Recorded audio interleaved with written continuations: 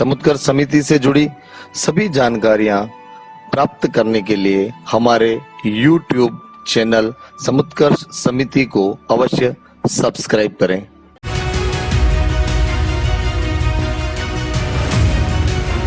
व्यक्तिगत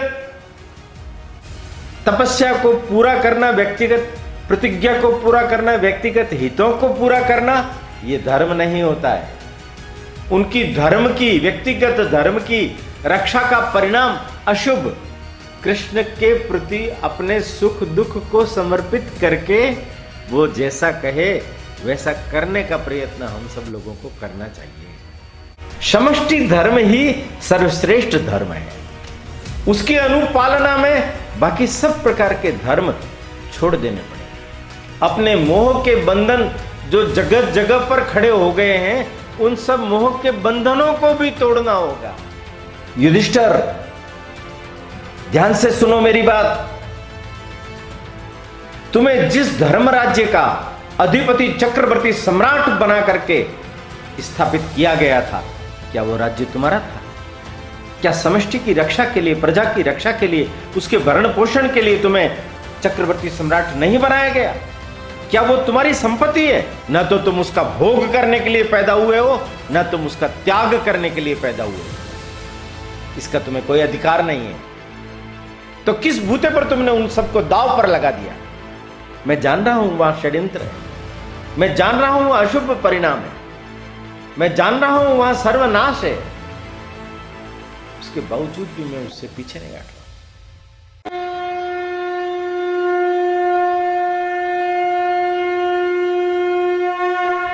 आज हमारे बीच में हमारे जो मुख्य उद्बोधनकर्ता हैं, हमारे प्रेरक, हमारे पथ प्रदर्शक, वर्ष 1986 से जो अपना जीवन राष्ट्र निर्माण और राष्ट्र सेवा के लिए समर्पित कर चुके हैं, ऐसे संघ के प्रचारक माननीय ओम जी भाई साहब, आप एक प्रखर लेखक विचारक हैं। आप द्वारा कई पुस्तकें लिखी गई हैं, जिनमें मेवाड़ गौरव गाथा, जन जन के महावीर, पन्नादाय, बाबा रामदेव जैसी 25 पुस्तकों का आपने लेखन किया है, और जो आज हमारे बीच में हमारे ज्ञानवर्धन के लिए आज प्रकाशित होकर हमारे बीच में है। मैं आज के इस पुनीत अवसर पर मान्यवर भाई साहब से निवेदन करूंगी कि हमें प्रबोधन प्रदान करें। आदरणीय ओम जी भाई साहब।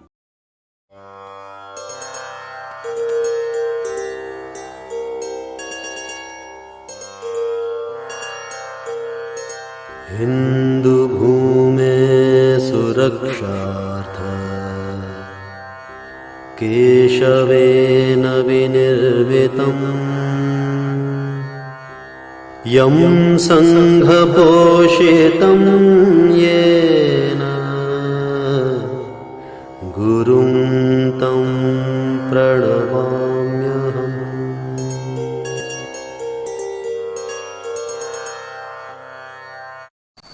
नमस्कार। समुत्कर्ष व्याख्यान श्रृंखला यतो धर्मस ततो जय में आप सब देवियों और सज्जनों का हार्दिक स्वागत है। पिछली बार हम सब लोगों ने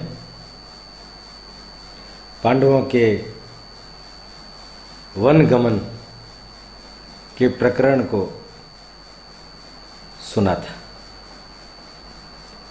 काम्यक वन में पांडव विश्राम कर रहे हैं।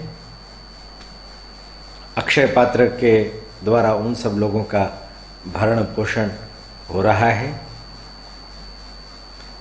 संजय धृतराष्ट्र के कहने पर विदुर जी को फिर से हस्तिनापुर लेकर के चले गए। हस्तिनापुर में व्यास जी महाराज, मित्रेय, वो आकर के गए। विदुर जी राजभवन से लौट करके कुंती के पास आए और सारा समाचार कुंती को विस्तार पूर्वक कह सुनाया। कुंती ये अपने आप में एक बहुत अद्भुत महिला है। ये तो आप निश्चित मान करके चलिए, हर एक व्यक्ति के जीवन में अनेक प्रकार के उतार चढ़ाव ये आते हैं। परिस्थितियां किस करवट बैठती है कुछ पता नहीं चलता। कुंती के जीवन को देखिए, एक छोटी सी बालिका और दुर्वासा का वरदान, उसका कौतूहल, उससे कर्ण का जन्म, बीहड़ के अंदर अपने पति के साथ में, अपनी उपपत्नी माद्री के साथ में पांचों पांडवों को जन्म देती है। रंगशाला में अपने पुत्र कर्ण को पहचान जाने के बाद में भी कह नहीं पाती। जीवन के रंग देखिए कि व्यक्ति को न मालूम कितनी बार चुप रहना पड़ता है। अगर आप मौन का अनुपालन करेंगे तो पूरे जीवन में आपको उसका लाभ मिलेगा। कुंती ने किया, किंतु आंतरिक मौन को प्राप्त नहीं कर सकी ना। अपने पुत्र का विछोह पांचों पुत्रों की उपलब्धि से भी कहीं अधिक उसको डस रहा था। कुंती अद्भुत महिला है। अपने पुत्रों के ऊपर दुर्योधन के न मालूम कितने षड्यंत्रों का प्रभाव उन्हें नहीं दिया। वो उनके अंदर बल भरती गई और युधिष्ठिर को भी उसने जाते समय में यही बात बोली कि मैं इंतजार कर रही हूं कि कब तुम मुझे हस्तिनापुर से स्वाधीन कराओगे। जब इंद्रप्रस्थ को पुनः प्राप्त कर लोगे, वहां का राजकाज संभाल लोगे, उसके पश्चात मैं स्वाधीन हो पाऊंगी। और यहां वो कह रही है, सुनिए, विदुर से। विदुर कहते हैं कि भाभी, क्या आपको यहां डर नहीं लगता? ये दुर्योधन, उसकी मित्र मंडली अस्त्र शस्त्रों से सज्जित होकर के पांडवों के ऊपर आक्रमण करने के लिए, उनका वध करने के लिए प्रस्थान करने ही वाले थे। वेदव्यास जी ने उन्हें रोक दिया। अगर वेदव्यास जी उन्हें नहीं रोकते तो वो चले जाते वहां उनका प्राण हरण करने के लिए। भाभी, दुर्योधन का कुछ भी अता पता नहीं है। वो मेरी भी और आपकी भी पांडवों को त्रस्त करने के लिए, संतृष्ट करने के लिए हत्या करवा सकता है। कुंती मुस्कुराई, कहने लगी, देवर जी, आप सत्य कह रहे हैं और मैं भी इसी प्रतीक्षा में हूं। मैं यहां इसलिए बैठी हूं कि धृतराष्ट्र और दुर्योधन को यह मालूम रहे कि तुम अधर्म की संपत्ति पर कब्जा जमा करके बैठे हुए हो। और अगर वो आपकी अथवा मेरी हत्या करवा देते हैं तो ये तो सोने में सुहागा होगा। इस परिस्थिति में युधिष्ठिर को जागृत होना पड़ेगा, उसे अपनी भीरुता छोड़नी पड़ेगी, युद्ध करना पड़ेगा। और अगर वो नहीं करेगा, चारों भाई उसके बंधन से मुक्त होकर के अपने पुरुषार्थ को, अपने क्षत्रियत्व को जागृत करके दुर्योधन को पूर्ण रूपेण नष्ट कर देंगे। मैं इसी दिन की प्रतीक्षा में हूं। देखिए आप, वो क्षात्र तेज पैदा करती है। वो हस्तिनापुर के अंदर, राज्यसभा के अंदर घटित इस घटना को ठीक नहीं मानती है, वो गलत मानती है, वो धर्म नहीं है, वो अधर्म है, ये मानती है वो। और अब आप देखिए, हम चलते हैं काम्यक वन। पांडव प्रतीक्षा कर रहे हैं वासुदेव श्री कृष्ण की। जिसको भी सूचना मिली पांडवों के ऊपर अन्याय हुआ है, अत्याचार हुआ है, यह अधार्मिक कृत्य हुआ है, द्रौपदी को इतनी प्रवंचना झेलनी पड़ी है, द्रुपद पांचाल उद्विग्न हो उठा। धृष्टद्युम्न रथ उठा करके तीव्र गति से काम्यक वन पहुंच गया। वहां जाकर के वो तो हतप्रभ रह गया। यहां तो ये सब लोग कोई युद्ध तत्पर नहीं है, कोई प्रतिशोध लेने की इच्छा लेकर के नहीं बैठे हुए हैं। यहां तक द्रौपदी जिसका अपमान हुआ वो भी शांत बैठी है। अनेक अनेक प्रश्न करता है वो, किंतु सब लोग बड़ी शांति से उसको उत्तर देते हैं, बड़ी शांति से। वो उलझ जाता है। अंततोगत्वा वो द्रौपदी से पूछता है, क्या वासुदेव श्री कृष्ण नहीं आए? द्रौपदी कहती है, हम तो उनकी प्रतीक्षा में ही बैठे हैं। ये ठीक है, उनके आने के बाद ही कोई न कोई निर्णय लेना चाहिए, अन्यथा असावधानी से कोई त्रुटि न हो जाए। कृष्ण के प्रति अपने सुख दुख को समर्पित करके वो जैसा कहे वैसा करने का प्रयत्न हम सब लोगों को करना चाहिए।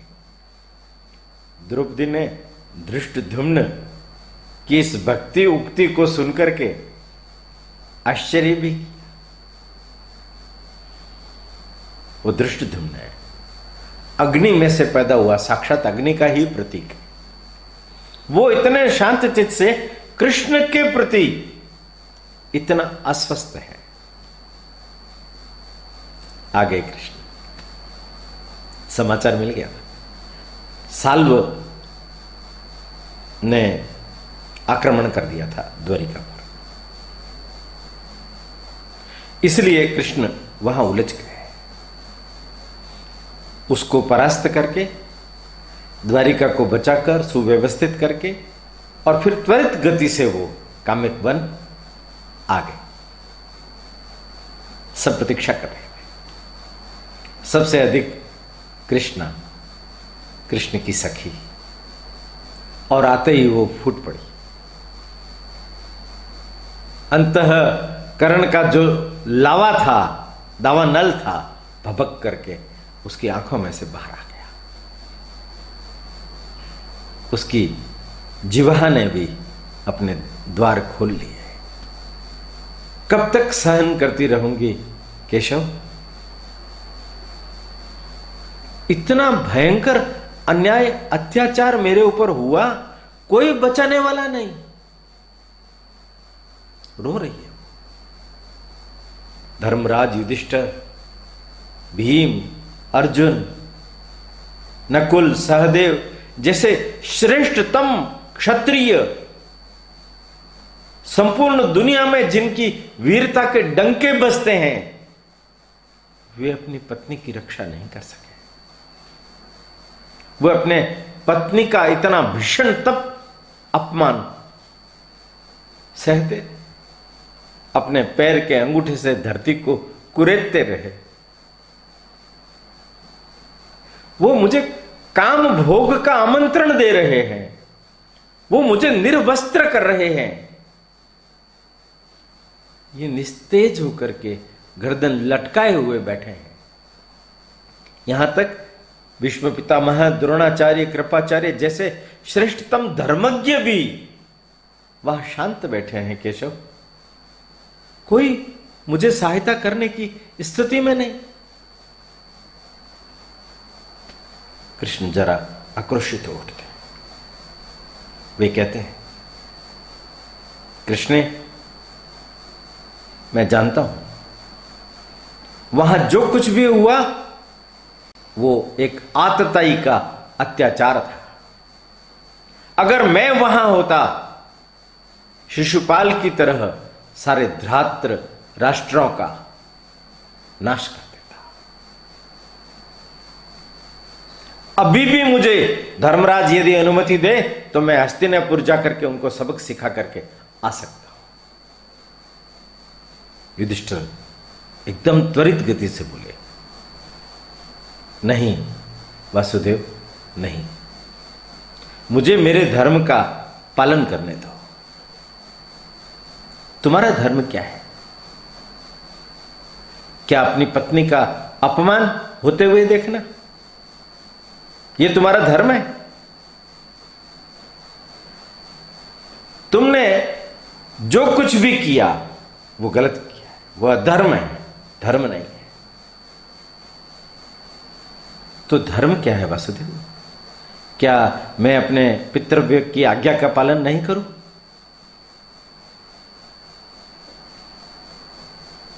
कृष्ण को देखिए आप, कृष्ण को समझिए आप, और पूरे ध्यान से मेरी बातों को सुनिए।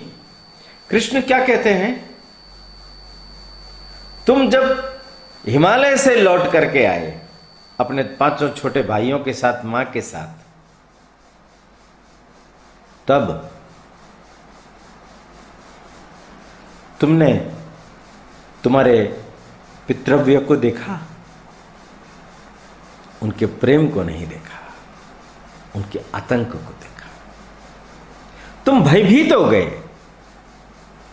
डर के कारण से तुम आज तक जिस धर्म का अनुपालन कर रहे हो वो धर्म नहीं, वो तुम्हारा मोह है। व्यक्तिगत तपस्या को पूरा करना, व्यक्तिगत प्रतिज्ञा को पूरा करना, व्यक्तिगत हितों को पूरा करना, यह धर्म नहीं होता है। धर्म के मर्म को पहचानने की चेष्टा करो। युधिष्ठिर, तुम्हें बुलाया धृतराष्ट्र ने और तुम्हारा सब कुछ अपहरण कर लिया उसने। यहां तक द्रौपदी को अपमानित होकर के नारी का अपमान करने का प्रयत्न कुरु सभा में हुआ। मुझे देखो, मुझे भी मेरे मातुल कंस ने बुलाया था, मैं गया और वहां जाकर के मैंने क्या किया? भैया ने, मैंने चाणूर, मुष्टिक, कुलबया, पीड़, हाथी, उनको मारा और अंत तो गतवा कंस को भी मार डाला। वो आतताई था, उसने मेरे पिता को जेल में डाल दिया था। धृतराष्ट्र भी आतताई है, उसने तुम्हारे पिता को अपपदस्थ कर दिया था, उसका राज्य हड़प लिया था। तुम बच्चों को मारने का कितना प्रयत्न किया गया, क्या तुम नहीं समझ पा रहे?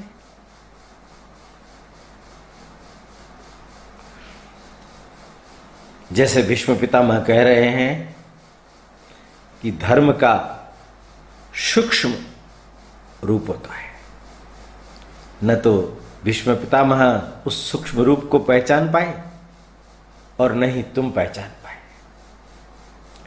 स्थूल दृष्टि से देखने पर दूर पड़ा हुआ घड़ा ये धर्म ही दिखाई देता है, किंतु उसका मर्म उसके अंदर होता है। पानी स्वच्छ है या अस्वच्छ, इसका अगर विवेक नहीं होगा तो तुम धर्म और अधर्म में भेद नहीं कर पाओगे। तुम अपने लिए क्या आपद धर्म है, समष्टि धर्म है, राजधर्म है, इसका निर्णय नहीं कर पाओगे। युधिष्ठिर, मैं एक बहुत कड़वी बात कहने जा रहा हूं।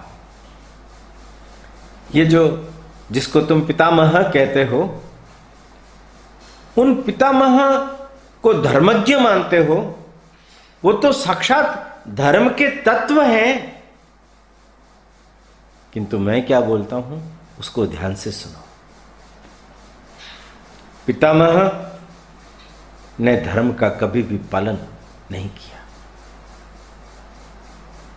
जिस समय में उनकी तरुणा अवस्था थी और विवाह करके राज्य का भार संभालना चाहिए था, उस समय उन्होंने अपने उस अधिकार का त्याग कर दिया और भीषण प्रतिज्ञा की, मैं विवाह नहीं करूंगा, मैं राज्य भोग नहीं करूंगा। एक युवती कन्या को एक वृद्ध व्यक्ति के साथ में बांध दिया, विवाह कर दिया। परिणाम, ऐसी संतति पैदा हुई जो न पति बनने के लिए योग्य थी, न पत्नी को सुख देने के लिए योग्य थी, संतान भी पैदा करने के लिए योग्य नहीं थी। तो धृतराष्ट्र को चाहिए था कि अगर तुम उस रास्ते पर नहीं चलना चाहते हो तो तुम संन्यास ले लो, पर नहीं, उनकी नीति क्या रही? मैं केंद्र में तो रहूंगा, मैं राज्य में तो रहूंगा, पर मैं हस्तक्षेप नहीं करूंगा, राज्य की रक्षा करूंगा, हस्तिनापुर की रक्षा करूंगा। अरे ये कौन सी बात हुई? और उसका परिणाम जानते हो क्या है? अशुभ परिणाम। उनकी धर्म की, व्यक्तिगत धर्म की रक्षा का परिणाम अशुभ। आतताई, दुराचारी दुर्योधन को भी उनका आश्रय मिल गया, इसलिए वो उसका प्रतिकार नहीं कर सके। अरे एक बेचारी युवती, उसको एक वृद्ध व्यक्ति के साथ में बांध दिया, काशीराज की 3 कन्याओं का अपहरण कर लिया और उनको उस राजकुमार के पल्ले बांध दिया जिन्हें संतान पैदा करने की क्षमता नहीं थी।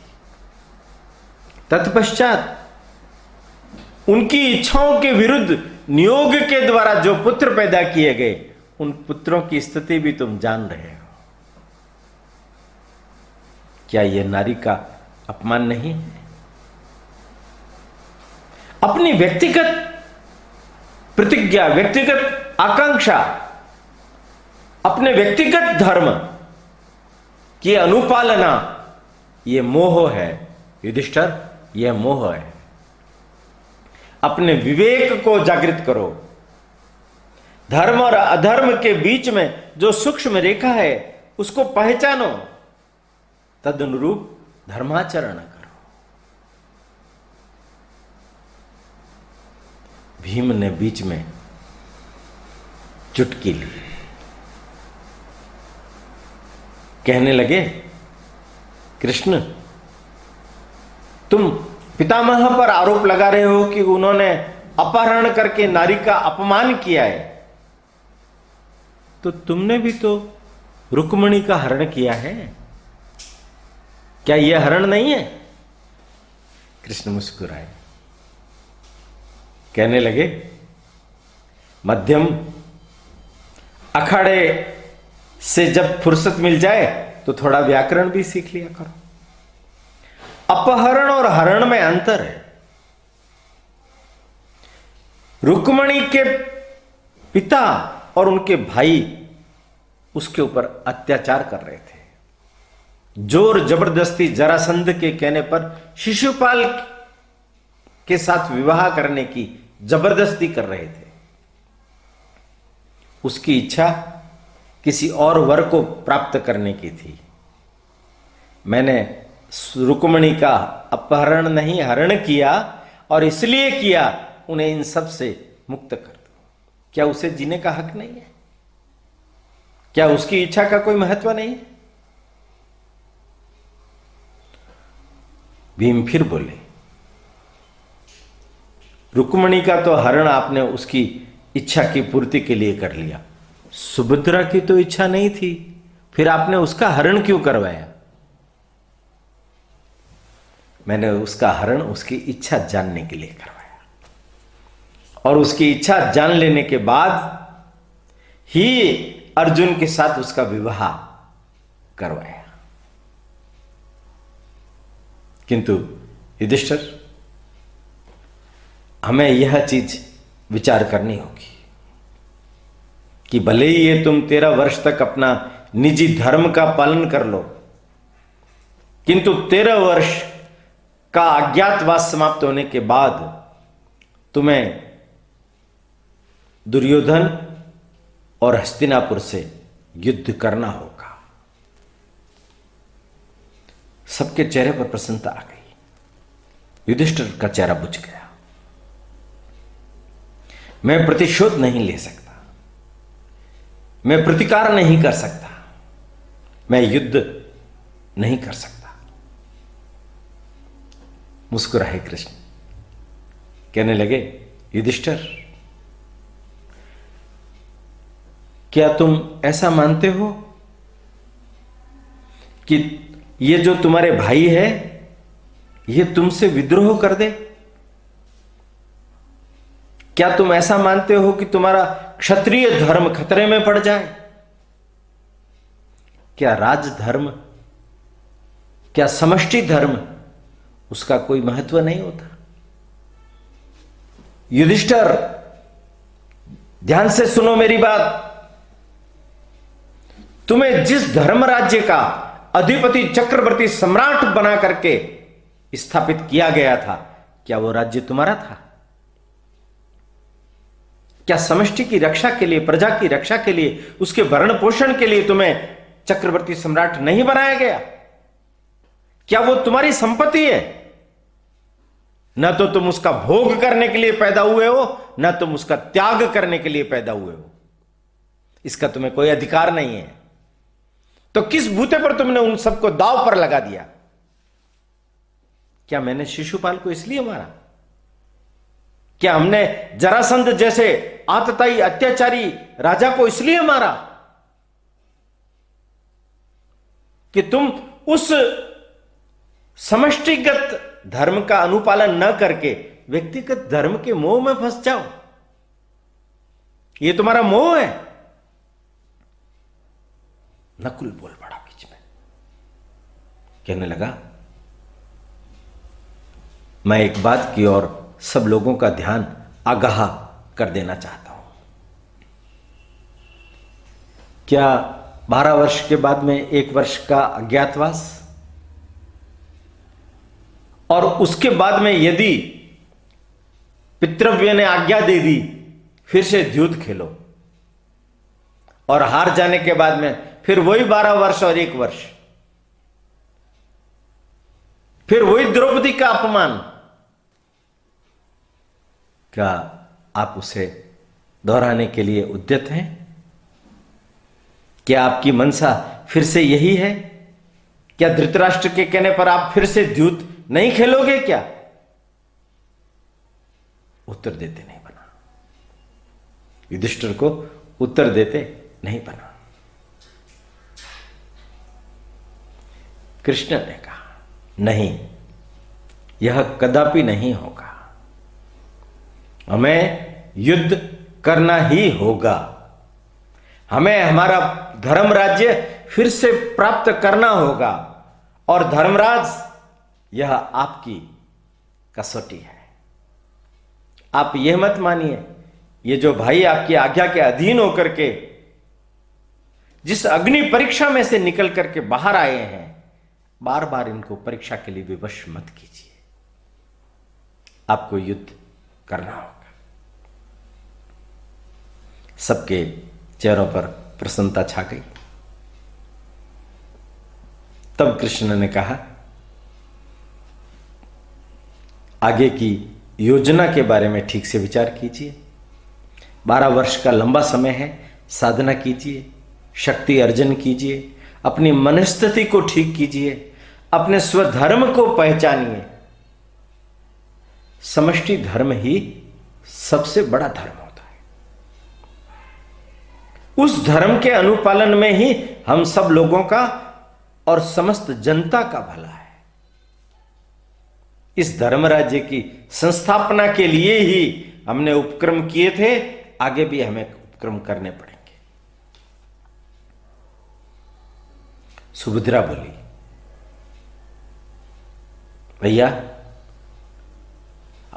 हम सब लोग एक साथ इतने बड़े परिवार के रूप में अगर वन में रहेंगे तो अज्ञातवास के समय में बहुत दुविधा खड़ी होगी।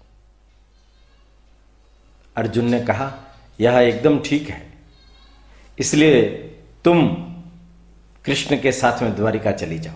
अभिमन्यु अभी छोटा है।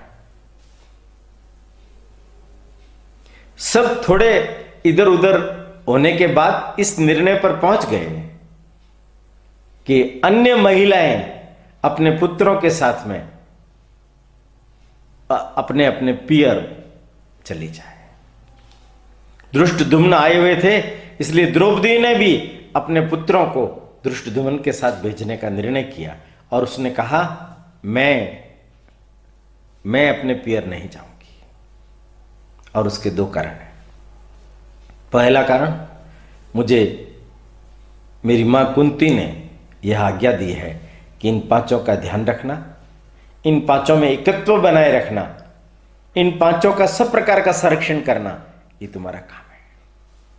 और दूसरा, मेरे ये खुले हुए केस, यह इनको याद दिलाते रहेंगे। मैं रूठती रहूंगी, मैं झगड़ती रहूंगी, मैं लड़ती रहूंगी, किंतु मैं इन पांचों भाइयों को यह स्मरण कराती रहूंगी कि हमें हमारा इंद्रप्रस्थ प्राप्त करना है, हमें इन्हें दुष्ट आतताई पापी लोगों का नाश करना है। अर्जुन के मन का एक बुलबुला उठ करके बाहर आया। अर्जुन कहने लगे, भीष्म पितामह के संदर्भ में तो कृष्ण आपने बहुत अच्छी व्याख्या की, किंतु कर्ण के बारे में आपका क्या विचार है? उन्होंने कहा कि मैं कर्ण और युधिष्ठिर दोनों में ज्यादा भेद नहीं करता।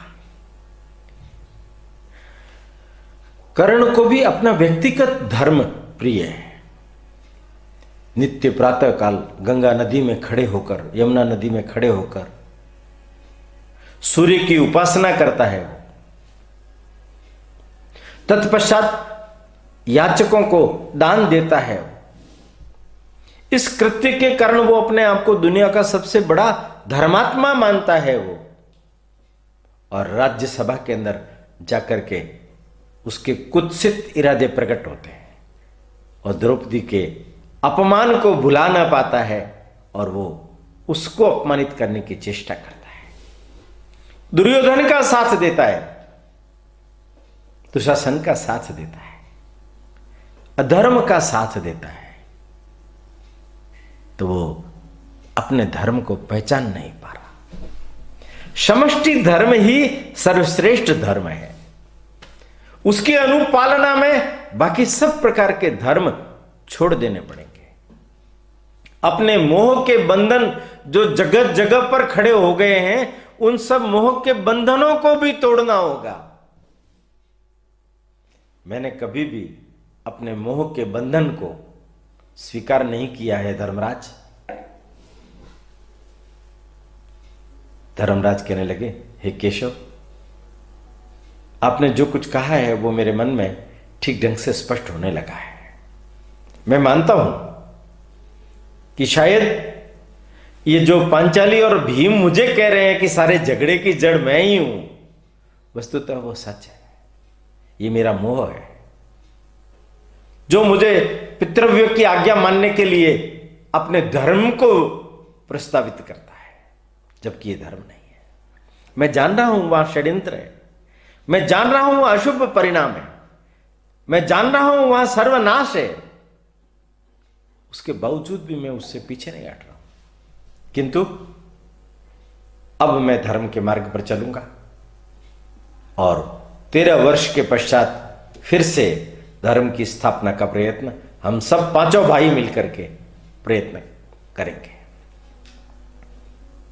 तो निर्णय तुम करोगे कि दुर्योधन के साथ युद्ध करना है या नहीं, या नहीं? मैं निर्णय नहीं करूंगा। हम पांचों मिलकर के, हम सभी मिलकर के विचार विमर्श करके जो सर्वश्रेष्ठ समष्टि धर्म होगा, राजधर्म होगा, उसकी अनुपालना करेगी। युधिष्ठिर को भी समाधान हुआ, द्रौपदी को भी समाधान हुआ, भीम को भी समाधान हुआ, अर्जुन को भी समाधान हुआ। सब लोगों ने अपने आगे श्रेष्ठतम भवितव्य को आंखों के समक्ष रख करके इस वर्तमान वनगमन के माध्यम से शक्ति अर्चन करने का निर्णय किया, कृष्ण का आभार व्यक्त किया। अगर आप पहले आ जाते तो कितना अधिक अच्छा होता। कृष्ण ने कहा मैं तो आने ही वाला था, पर मैंने द्वंद्व में पड़ करके दुर्योधन से आप लोगों को बचाऊं या द्वारिका को साल्व से बचाऊं। फिर मैं उधर लग गया, क्योंकि उधर नहीं बचाता तो वो कुछ भी शेष नहीं बचता। इधर तो आप लोग क्षमतावान हो, धैर्यशील हो, सहनशील हो, इसलिए आप इन सब चीजों को झेल करके आगे का रास्ता निकाल लोगे। कृष्ण के इस नए धर्म,